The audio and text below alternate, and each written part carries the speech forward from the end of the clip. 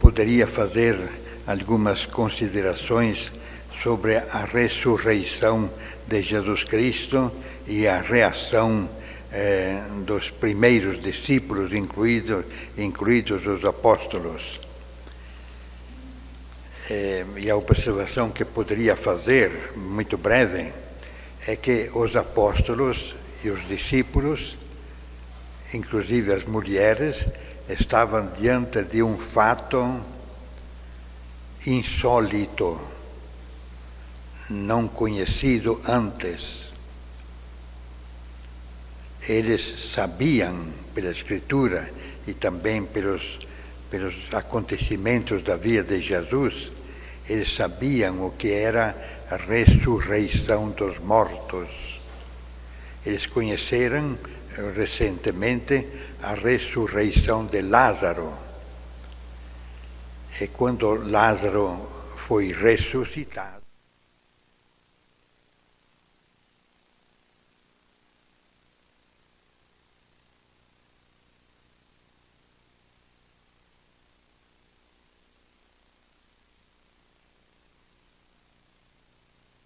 e onde é que está o corpo de Jesus? Não conheciam esse tipo de ressurreição que nunca tinha acontecido antes e não aconteceu depois.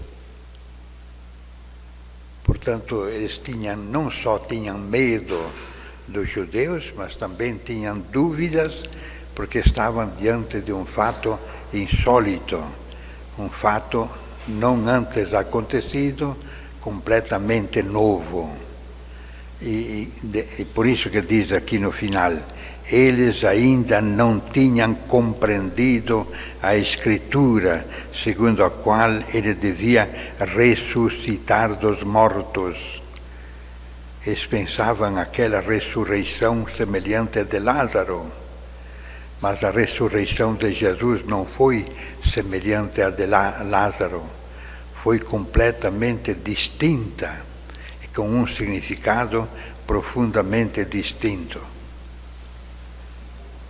Mas chegados nós ao final da Páscoa, da Quaresma, da Páscoa e também do dia da ressurreição, estamos em melhores condições para refazer para nós as grandes perguntas, as grandes interrogações.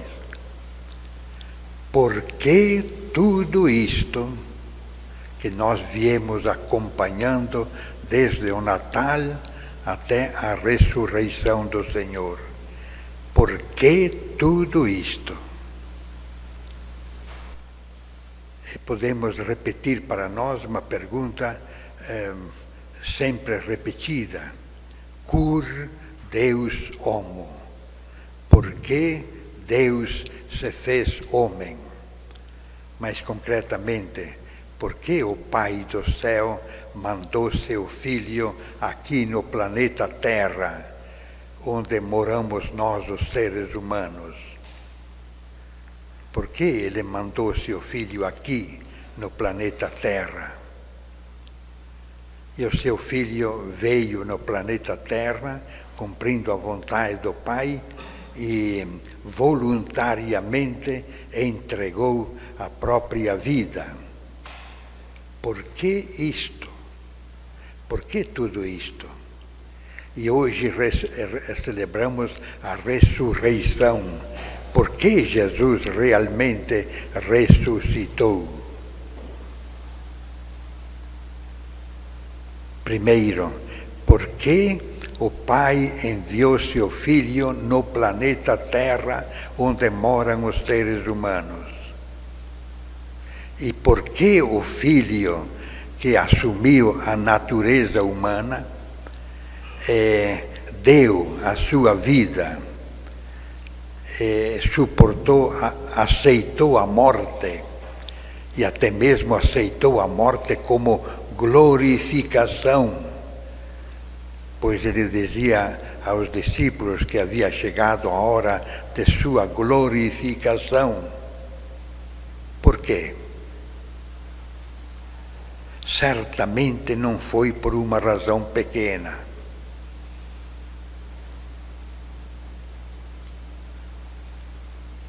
O sonho de Deus a respeito da humanidade é bem maior do que comumente nós pensamos.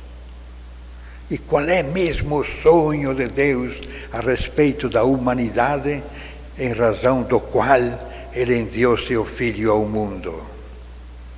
Para comunicá-lo claramente, expressamente, verbalmente. Qual é o sonho de Deus? Nós o conhecemos, mas é bom tê-lo bem presente e repeti-lo. E podemos resumi-lo assim: o divino se fez humano a fim de que os humanos se tornem divinos. Ou então, o Filho de Deus assumiu a natureza humana a fim de que os filhos dos homens assumam a natureza divina. O Filho de Deus veio aqui no planeta Terra participar da natureza humana, da vida humana, a fim de que os humanos se tornem capazes de participar da natureza divina.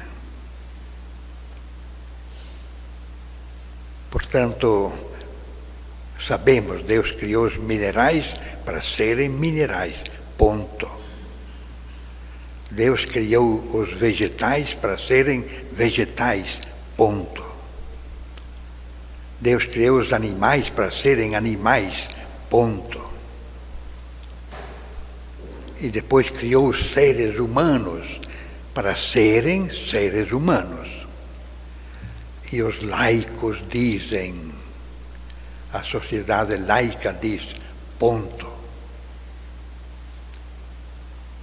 Mas nós, os cristãos, dizemos o seguinte, ficamos sabendo o seguinte, e nós ficamos sabendo não pela ciência, mas pela revelação de Deus.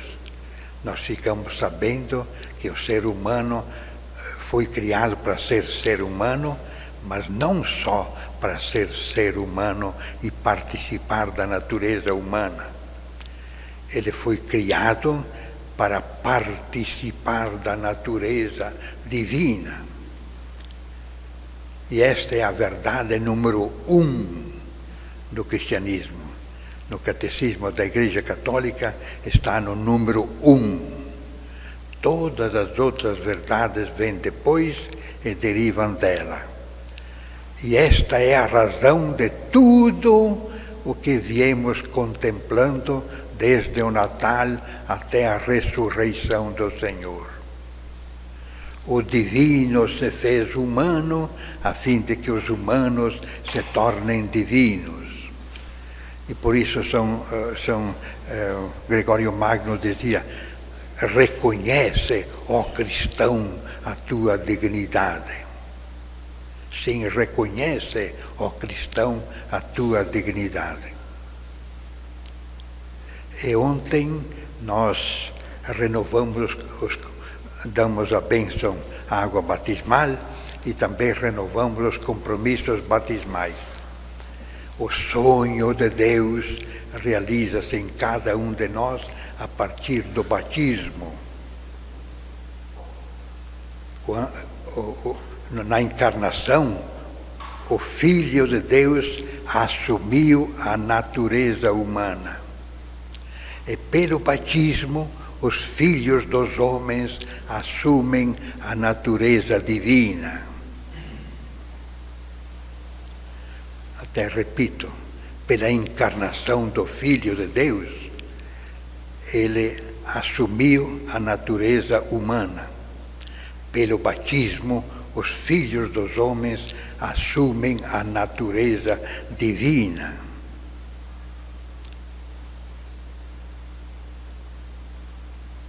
E aí vem a pergunta, e por que Jesus ressuscitou?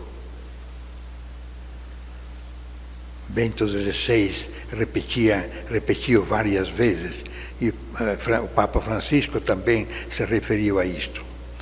Duas grandes razões, aliás, uma única, mas que podemos nós desdobrar em duas. Jesus ressuscitou para poder continuar presente no planeta Terra, para estar junto com os seres humanos neste grande projeto de participação da natureza divina. E está presente no planeta Terra, continua vivo no planeta Terra, de duas formas especiais, duas formas. Primeiro, na Eucaristia.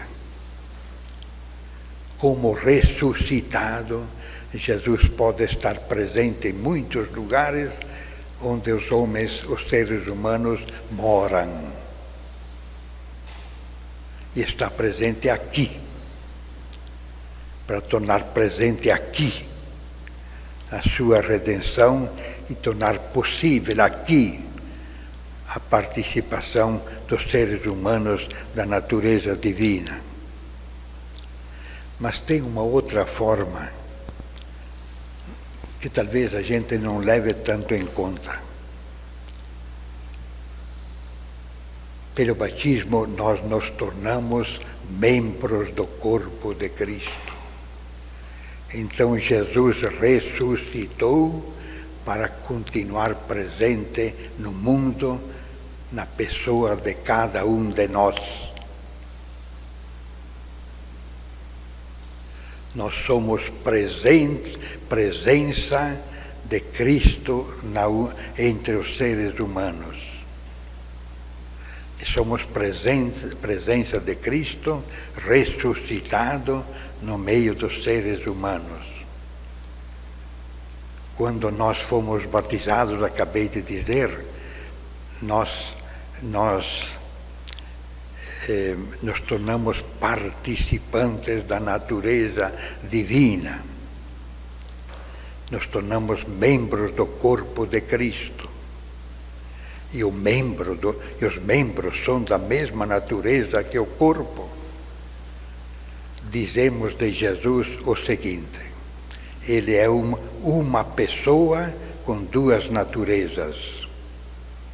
Podemos dizer exatamente a mesma coisa de cada um dos cristãos. É uma pessoa com duas naturezas. Natureza humana, que recebeu no nascimento, e natureza divina que recebeu no renascimento pelo batismo. Um dia desses eu estava celebrando a missa e a porta do salão, era no salão da paróquia, e a porta da frente estava aberta. Na minha frente tinha um trabalhador transportando sacos de cimento. Então eu pensei assim: ele certamente é batizado. Eu aqui faço com que a redenção se torne presente pela celebração da Eucaristia. E ele faz com que a redenção esteja presente transportando sacos de cimento. Só que eu, felizmente, sei que estou trazendo para o presente a redenção de Jesus Cristo, e é possível que ele não saiba. E por isso transporta sacos de cimento com sofrimento. E ele poderia transportar sacos de cimento com júbilo, porque transportando sacos de cimento como membros do corpo de Cristo, participantes da natureza divina, ele torna presente a redenção de Jesus Cristo, transportando sacos de cimento. Reconhece, ó cristão, a tua dignidade.